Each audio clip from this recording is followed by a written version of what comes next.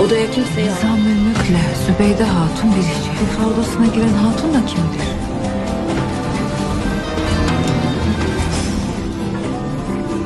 Kapalıydı hatun. Kim olduğu belli değil. Temkinli olasınız.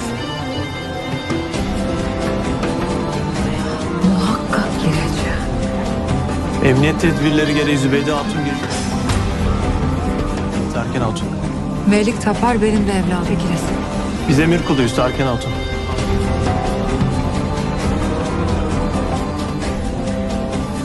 Bunun kati emri vardır.